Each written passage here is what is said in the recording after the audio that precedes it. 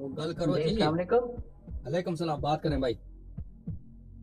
آپ کال کریں نا وہ واٹس ایپ پہ. آپ کی جو ویڈیو کال ہے وہ کمزور ہے. چلو بات کرو ابھی. جی میرا آپ سے سوال یہ تھا. جی آج بیسیکلی معراج کا دن ہے تو ہم معراج کے حوالے سے آپ سے بات کرتے ہیں ہوں کہ معراج شیعہ حضرات یہ کہتے ہیں کہ جو معراج پہ جو نبی صلی اللہ علیہ وسلم گئے تھے وہاں پہ جو ہاتھ نظر آیا تھا وہ مولا علی کا تھا. علی کا تھا تو پھر اللہ کی ذات کون ہے؟ پھر اللہ کہاں ہے؟ اللہ کب سے ہے اور اللہ کیسا ہے؟ پھر علی نے جس اللہ کو سجدہ کیا وہ اللہ کون ہے؟ تو ایک تو میرا آپ سے اس بارے میں آپ سے سوال ہے.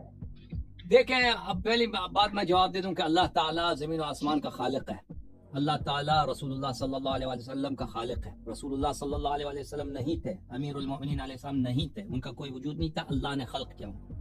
وہ اللہ کے مخلوق ہیں, اللہ ان کے رازق ہیں. اللہ ان کو رزق دیتا ہے, اللہ نے ان کو زندگی دی اور اللہ نے ان کو موت دی. اور وہ اللہ کے بندے تھے, اللہ کی پرستش کرتے تھے اور اللہ کے سامنے وہ گریا کرتے تھے سجدے میں. اور اگر امیر المؤمنین علیہ السلام سے ملاقات کی ہے رسول اللہ صلی اللہ علیہ وسلم معراج میں اس طرح ملاقات کی کہ اللہ تعالیٰ نے کہا کہ میں نے آپ کو چنا ہے, میں نے زمین والوں سے سب سے بہتر آپ کو پایا ہے اور میں نے آپ یعنی نبی اللہ صلی اللہ علیہ وسلم آپ کو اختیار کیا ہے. اور پھر فرمایا آپ کے بعد میں نے آپ کے بھائی امیر المؤمنین علیہ السلام کو سب سے بہترین پایا, ان کو میں نے برگزیدہ بنایا اور میں نے ان کا آپ کا وسیع بنایا. اور پھر اسی طرح حضرت زہرا سلام اللہ علیہ اور 12 اماموں بقیہ 11 اماموں کا نام لیا اللہ تعالیٰ نے کہ میں نے ان کو انتخاب کیا. اور پھر رسول اللہ صلی اللہ علیہ وسلم سے فرمایا کیا ان سے ملاقات کرنا چاہتے ہو؟ تو فرمایا کہ جی ہاں میں ان سے ملاقات کرنا چاہتا ہوں. پھر اللہ نے کہا نظر اٹھا کے دیکھ لو, تو دیکھا کہ وہاں پہ انوار تھے, اہل بیت طاہرین علیہ السلام کے نور. اچھا یہ کئی بہت سارے احادیث میں بہت سارے صحابہ سے مروی ہے ہمارے کتب میں, اور خود اہل بیت علیہ السلام سے مروی ہے. اچھا تو اس میں یہ نہیں ہے ہمارے نزدیک اللہ کا ہاتھ ہوتا ہے.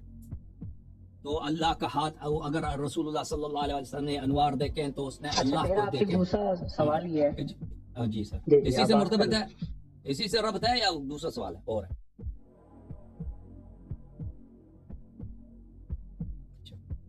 اچھا تو عرض یہ ہے کہ اللہ تعالیٰ کا نہ ہاتھ ہے, اللہ تعالیٰ کا نہ پیر ہے, اللہ تعالیٰ کا نہ داڑھی ہے نہ سر ہے, کچھ بھی نہیں ہے. اللہ تعالیٰ جسم نہیں ہے.